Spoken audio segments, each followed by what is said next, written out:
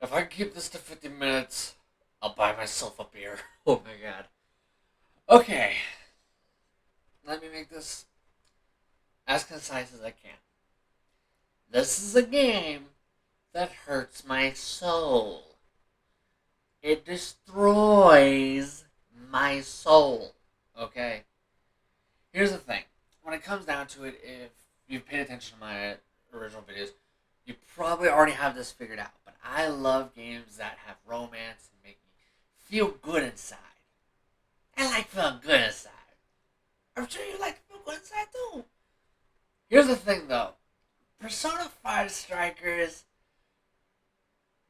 makes me feel terrible inside. It kind of it's an annoying problem to have because there's no way to fix it. There isn't. Aside from time traveling, which I don't exactly have one of those. Do you? If so, you can fix this problem before it existed. Go go. Fix. Now. Please? Yes? Please, yes? When it comes down to it, Persona 5 Strikers has a lot of issues. Boy, does it got a lot of issues. Now, here's the thing. I'm going to bring up the big one. The big one first. The biggest problem, in fact, I have with the game.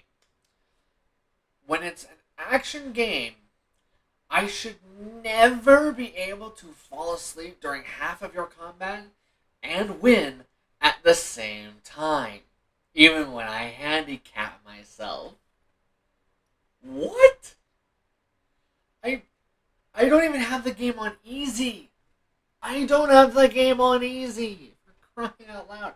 Normally when I start having these moments where I'm just wrecking shop and destroying enemies left and right, it's because of one simple truth. I'm on easy intentionally with the sake of breaking the game for my enjoyment. And that's about it. Now keep in mind, falling asleep, especially with my really effed up sleep schedule, is pretty normal. Now, especially for turn-based games. Here's the problem, though. This is not a turn-based game anymore. This is an action game. Yeah. Imagine playing Call of Duty either on its single player or on its multiplayer, falling asleep during the middle of the match and still winning. Newsflash, it doesn't happen and don't work like that. For a reason. Savvy? When it comes down to it, I'm often saying these words far too often to a point where it hurts me inside the more and more I played. Why am I able to fall asleep so easily and win? You might be thinking, oh, King, is because of your levels. No. I'm actually about 5, sometimes 10 levels lower than what's actually advised. Oh, gotta be the gear then, right? It's gotta be the gear. It's gotta be. No, it ain't. It ain't the gear. No, literally, I'm rocking gear that you're supposed to be already moved on from, like 2 missions ago. Sometimes an entire segment of the game ago. Yeah, an entire segment of the game ago, and I'm still using that armor. So you could probably figure out what the real problem is. It's a lovely little thing that often appears in many turn-based games and also in racing games. Rubber banding AI. Oh joy! Where's the nearest bridge I can jump from? It's something that it's frustrating and it's annoying because there are moments where the game is fun. The problem is, though, it's one specific instant out of the entirety of the game, and everything else about the game either A, is not very good, B, a cool idea but needed to be vastly fleshed out and made far more meaningful than it is, or 3, is just pretty meh as a whole. Why do you do this to me? Are you trying to hurt me? I'm a I love Persona 4. I love Persona 5. I love Persona 5 Royal, even though I think there are some things that where it needs a little bit more fleshing out and other small tweaks and changes here and there, but I still liked it. I still love it. I still play it a lot. Hell, this is the only Persona game out of the ones I just listed where I am unwilling to go for a second playthrough. Yeah, I'm sorry, but unless you're on the cover of Forbes magazine every single year, every single time, and have billions of dollars to drop, I ain't gonna do it. I'm not playing through it again. I'm not playing it completionist. Hell no. That's not happening ever. That's the messed up part, though. I'm already on my 14th, maybe 13th. I can't remember if I finished that segment yet. But anyways, 13 or 14 total overall playthroughs of Persona 5. That is a lot, especially when you consider that's about, if you speed run it, 60, maybe 50. Now, granted, that's if we take advantage of all the systems and use all the stuff to make it faster. Granted, I'm going to run with the actual stuff that I ran with when I first played, which was a total of 80 hours. 85 hours. My bad. 85 hours total. Just for my first playthrough. Granted, I was both taking advantage of some of the mechanics, but at the same time didn't have a good grasp on others. So, here's the thing though. I also am guaranteed, after I've done every single romance, which keep in mind, that still means I have to, if the 13th is not done, that means I have to finish the 13th and start the 14th. And then, after that, I have a guaranteed completionist playthrough after that, where I don't romance nobody. I want you to let that sink. I want you to let that sink for just one moment, please. I have 13 playthroughs, definite, if not a 14th as well. And I'm already guaranteeing you there's gonna be another one that does every tiny little detail.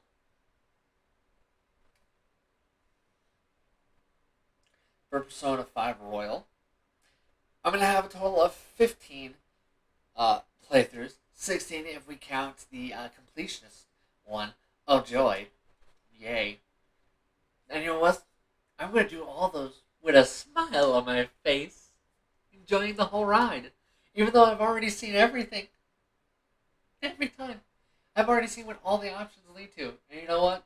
I just don't care. I'm too busy smiling and having fun. I enjoy Persona 5.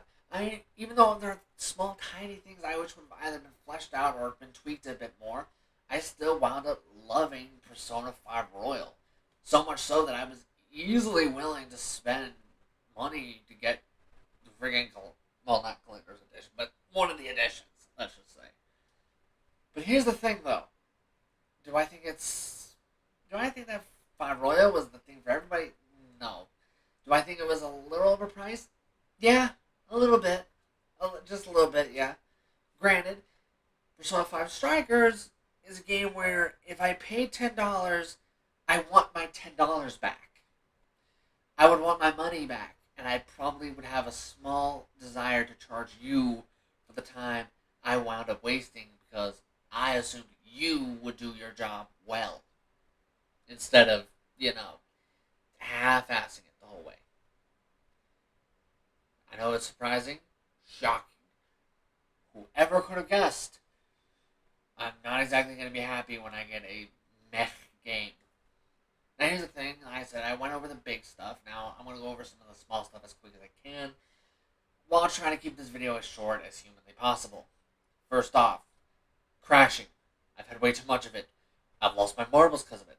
Now granted, whether that's entirely their fault or my system, I can't tell.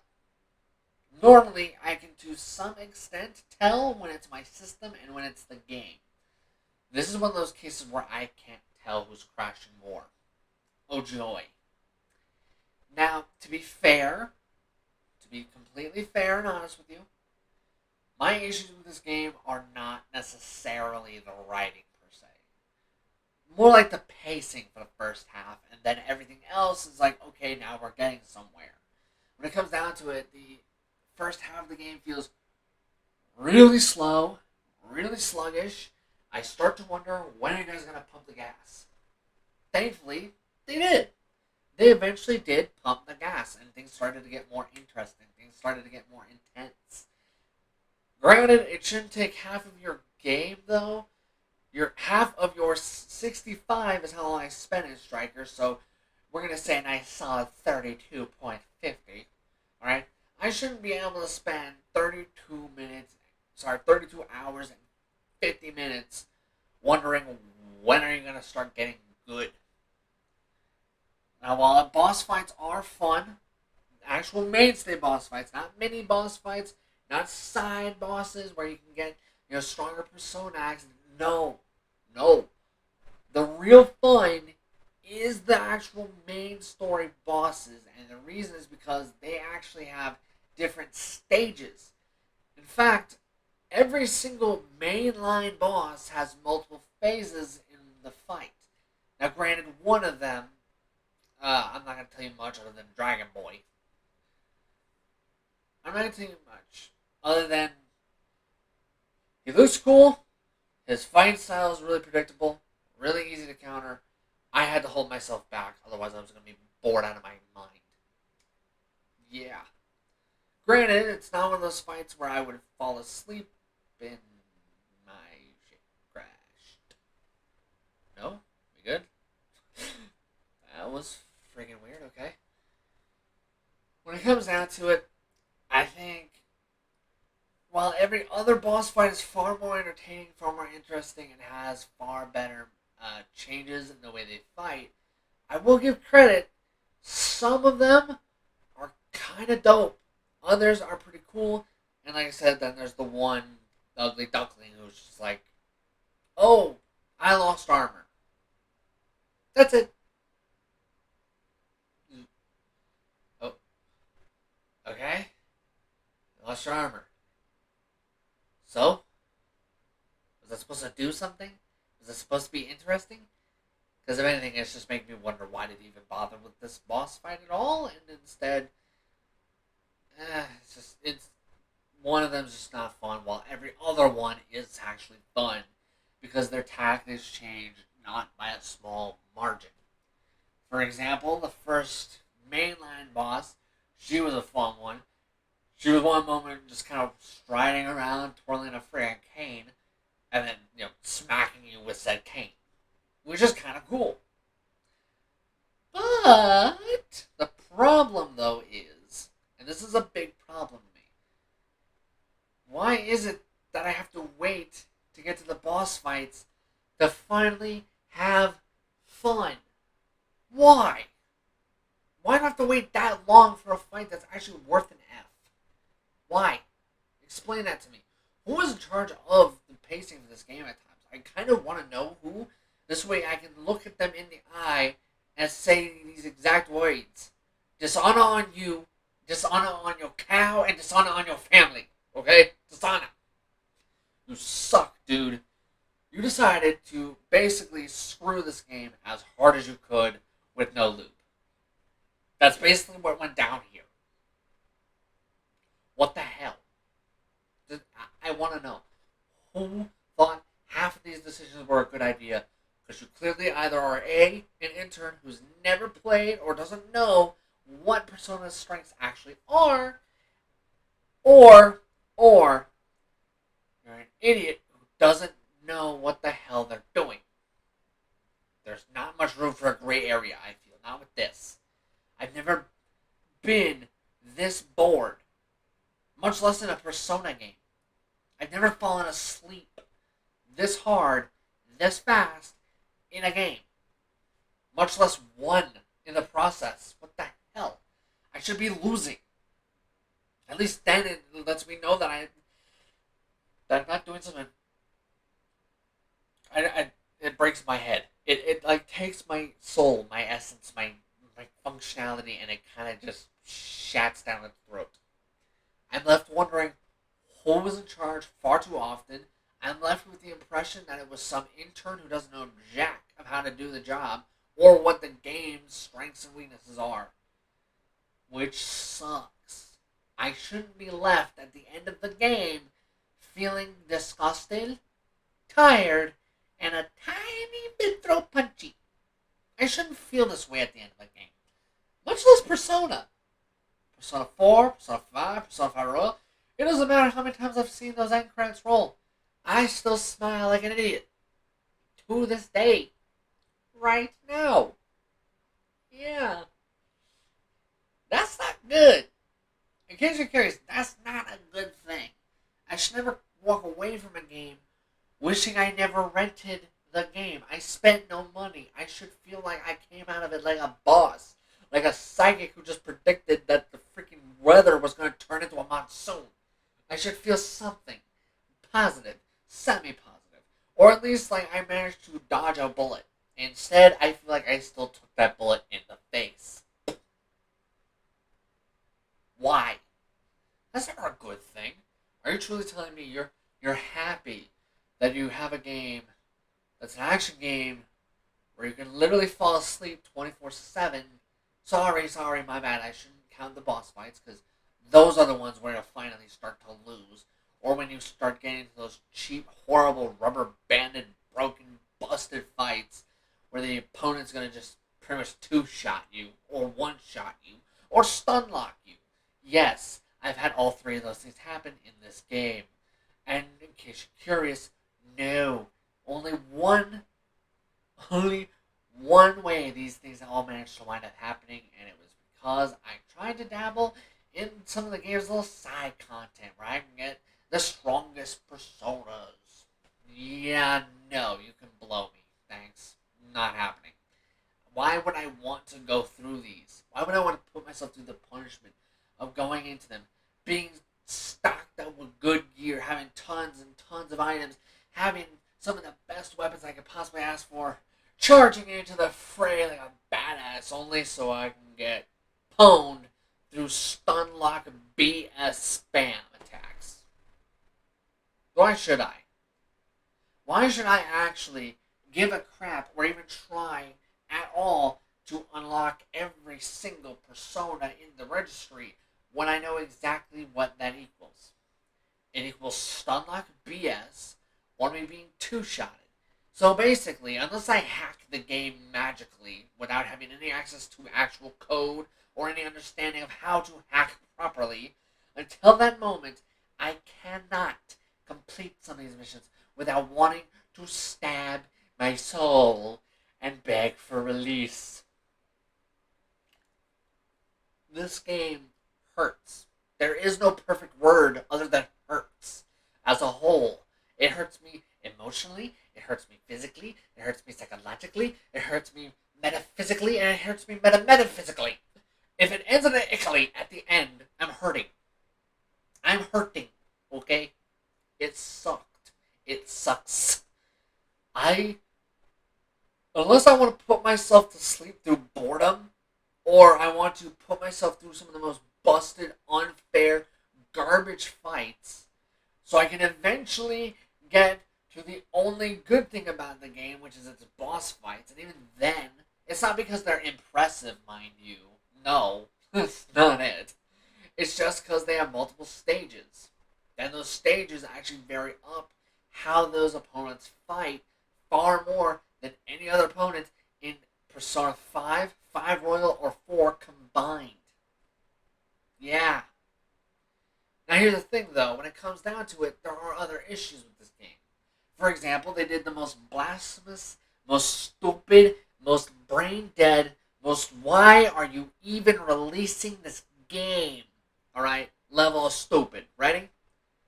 You know how you would, in 5, in 4, in 5 Royal, you would build up your relationships with your companions, right? You hang out with them, you go, you do this, you do that, and they like you more, and other stuff pops off, and then eventually, if you're a dude and a chick, you can eventually romance the chick. Sounds dope, right? It's something that's its biggest strength, in fact. It's the one thing that keeps many people who are somewhere in the middle between hardcore and casual coming back, is that they typically, when they see Persona, they know it's going to have some effing good romance and really good character building. And hell, even if you're not someone who is wanting to focus on romancing chicks, just starting up friendships or, becoming bros with a dude, these are all things that are done exceptionally well in Persona games. Persona 4? Yeah.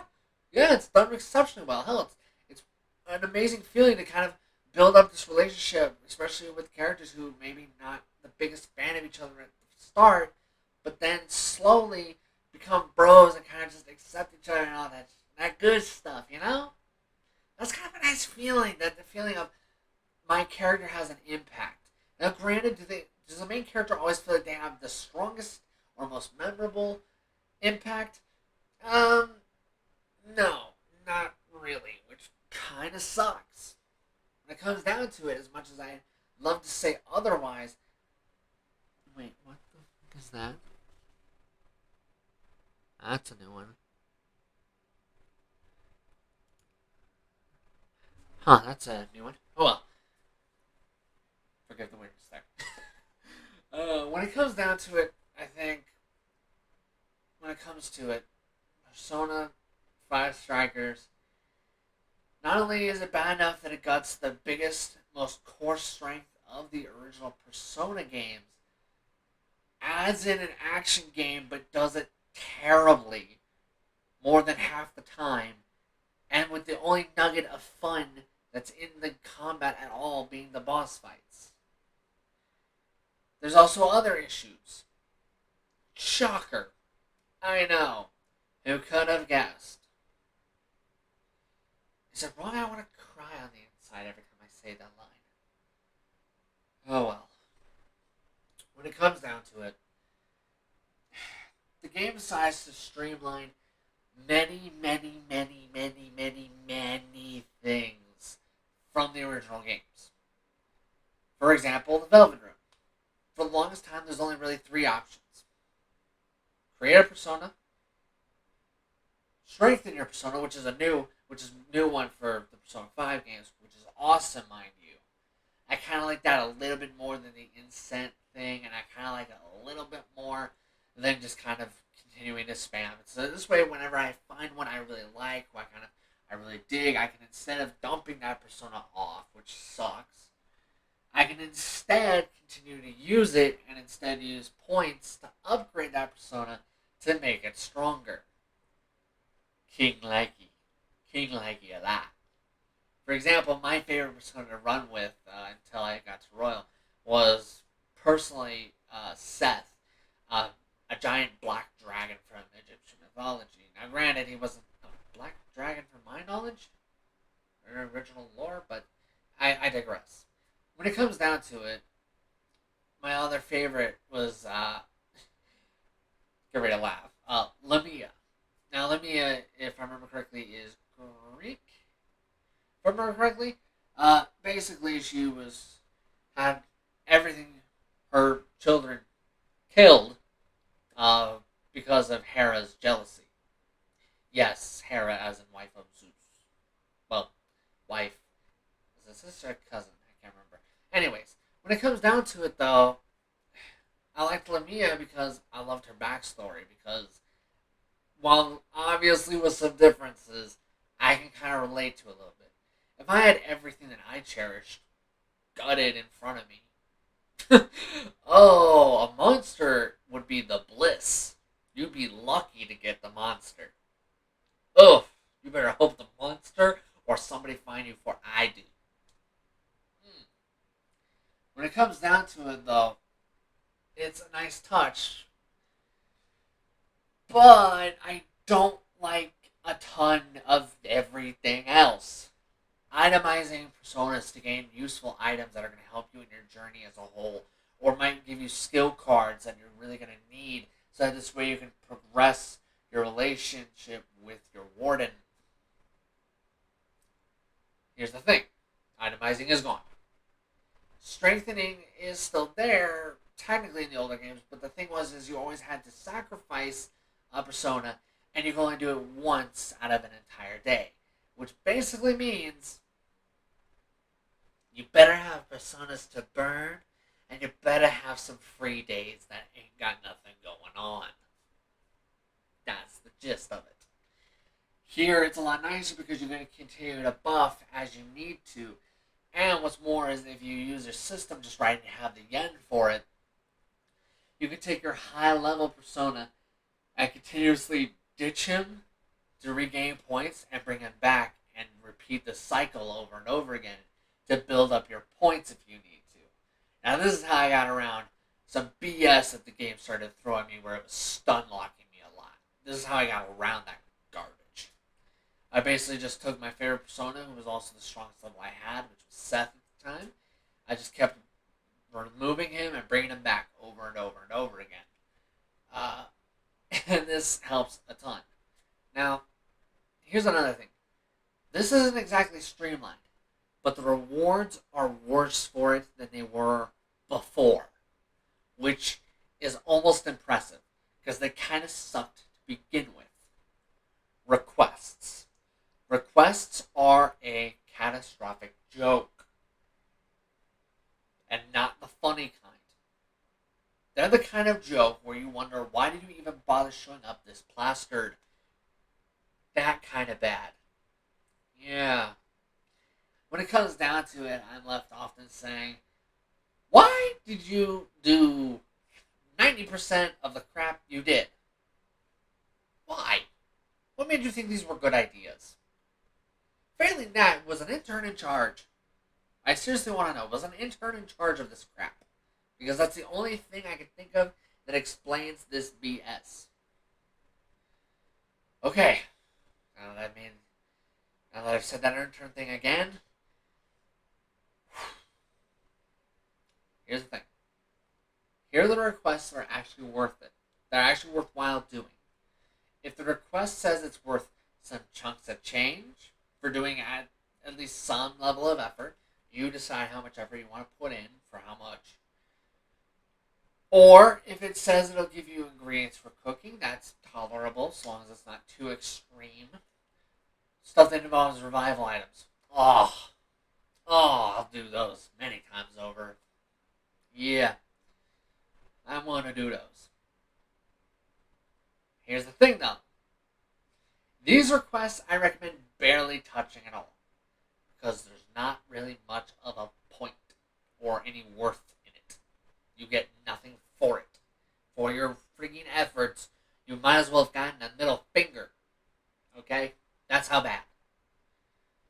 Requests that involve helping out Lavenza suck. I said it. Now granted, doing these kinds of missions isn't new, but the problem is the only way you can get skill cards is from getting lucky and finding them in a treasure chest. That's it. That's the only way you get skill cards. Better hope you have the luck of the Irish, laddie, because you're screwed if you don't. Yeah. Thanks. Thanks a lot.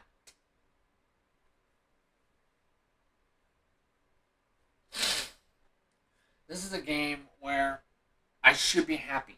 I should be enjoying myself. But instead, all I have are negatives. In fact, I have another negative right now. Bond skills.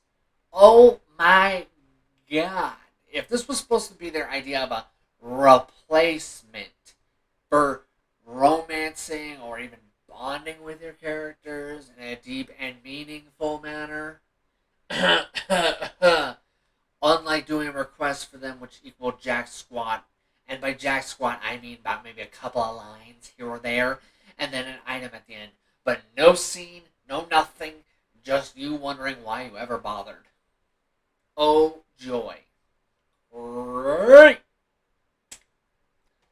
I've successfully wasted my time with this game.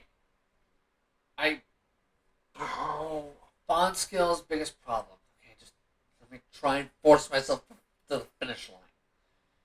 Bond skills' biggest problem is that more than half of them are completely trash. You will never truly hardcore need them.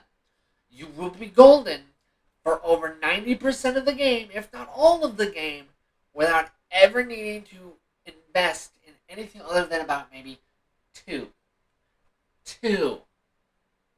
Sorry, I should be kind and include the misfit, who's not necessarily bad enough to be ignored, but at the same time not useful enough to be actually worth mentioning hardcore at all. Alright? I'll include it just for the sake of. But here, let's go with the hardcore ones first. Alright? Hardcore ones first. HP increase,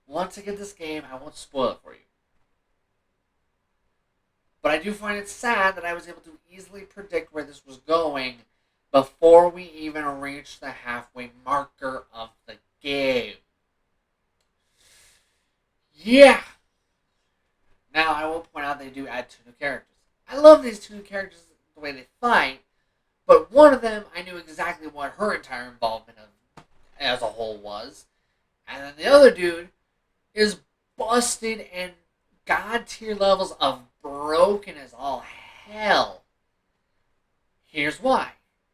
The dude can literally constantly heal himself as he damages the opponent. And if he presses triangle, he can basically make it so he attacks opponents from a distance.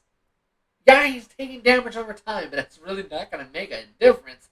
Especially since you eventually get a perk that basically reduces the damage you take over time anyways. Basically meaning so that this way you can go bouncing back and forth between those two modes, completely slaughtering, maybe murking everything almost as fast, if not arguably faster, than Joker can when he's going all out. Yeah. He also has more health than Joker from the outset, more SP than Joker from the outset. He also has, get ready, he has almighty abilities from the outset.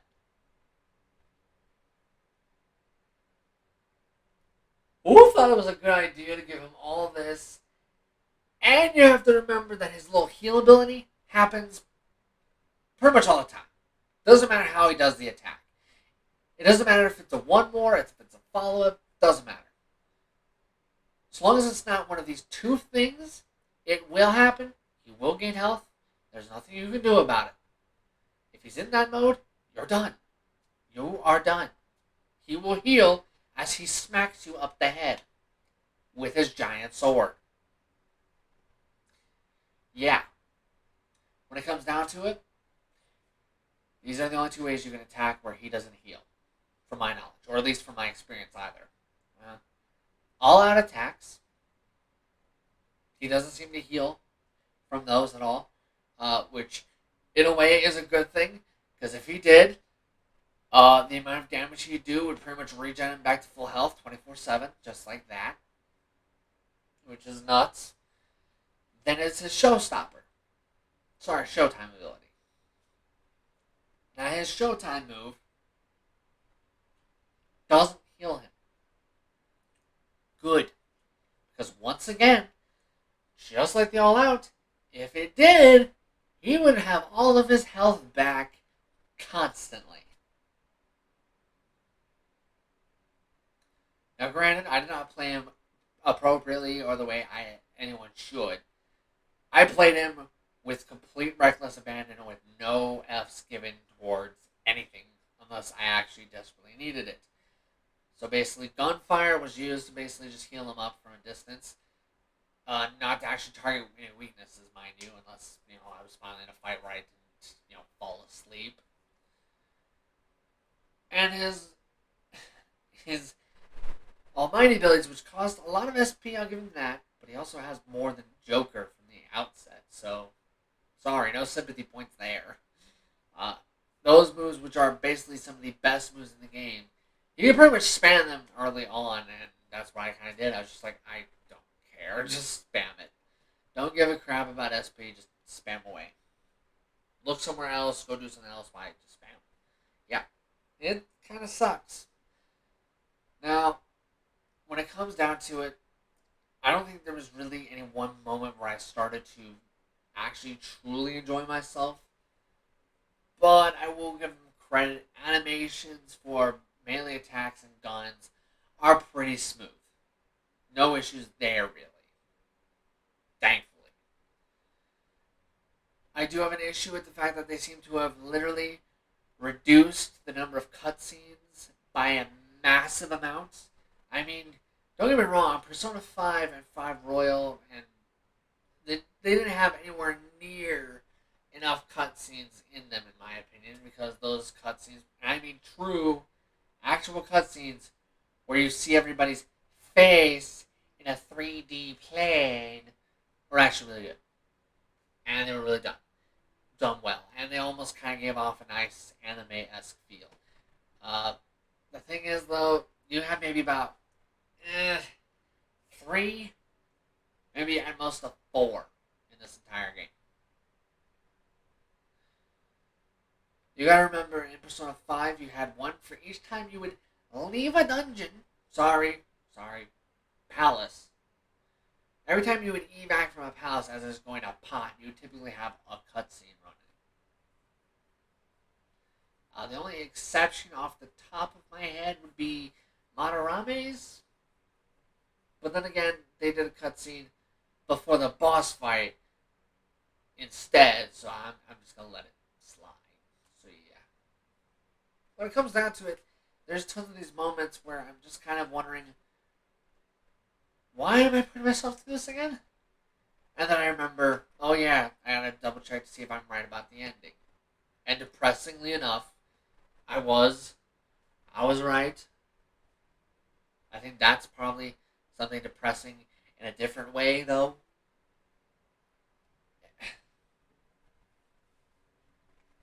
Oh. Okay, you know what? Rating before I curl up in a ball and probably cry a bit on the inside, especially in a corner somewhere. When it comes down to it, as much as I want to give this game high marks because Persona, I love Persona. I can't. I won't. I shan't. You didn't make it so I could, even though I want to. I want to. I want to speak nothing but positive. Right? I want to speak positively. I can't. I'm too busy crying and dying on the inside a little bit right now. Especially after seeing the ending play out exactly how I knew it would. Yay! And then also add in all the stuff you gutted or streamlined, and then the amount of time I spent sleeping. I mean, my 65 hours, I have to cut freaking in half. In half! That's how much time I spent sleeping in fights and winning in those fights. That's not good. Period. Okay? Ugh. I would advise this game to anybody. Unless you're someone who has bottom tier standards from the outset, I don't recommend it. Unless you got that kind of perspective already unlocked. This game, at its height, at its best moments, 5 out of 10. Bland and boringly average due to how many things are either stripped, gutted, streamlined, or just completely busted from the outset. I mean, it's so boring, I'd actually rather go and play early Anthem or Cyberpunk back when I played it before, maybe even after the 1.4 patch. Yeah, that's how boring this was. That's how often I slept during fights, that I missed Cyberpunk and Anthem. That's never a good thing. I should never feel that. I should never think of some of the most busted, broken, faulty, and full of bugs, glitches, and problem games because at least they were funny. At least I didn't sleep through them. I was typically laughing at them, which was something at least. With this, I have nothing. I have disappointment. I have sadness. I have a desire to cry in a corner while eating ice cream. That's where I'm left at. I don't need no ice cream, alright? I don't need the help. Okay? I don't need... I just want to cry. I hope you laughed either at my suffering, or maybe after how many things have popped off on my freaking recording already, for some reason. I'm not going to edit it out because I think it's hilarious how things kept popping off. Oh boy, this is going to be an interesting video. I'm sorry for how long it is. Holy crap, 44 minutes and counting. Oh my god. Yeah, sorry about that. Hopefully you guys like the different mic. Mostly the reason why I'm standing is because I'm trying to test out the mic, see how it responds, because for some reason it's been really weird and acting odd. Like, even though I have the thing cranked up more than halfway up, people have trouble hearing me for some reason. I'm going to try and see if it's the actual core volume set or maybe if it's the echo not being set right either. There's going to be a lot of experimentation with the new mic, so if I one day blow out your eardrums, I do deeply apologize. Truly. Gamin is high! I'm so sorry. I can't save it. I don't know yet. There's going to be a lot of experimentation. So much. Oh my god. Hopefully, you guys are laughing at my struggles. Hopefully. Who knows? I'll see you guys next time. I'm out. And I'm taking a nap. Yeah.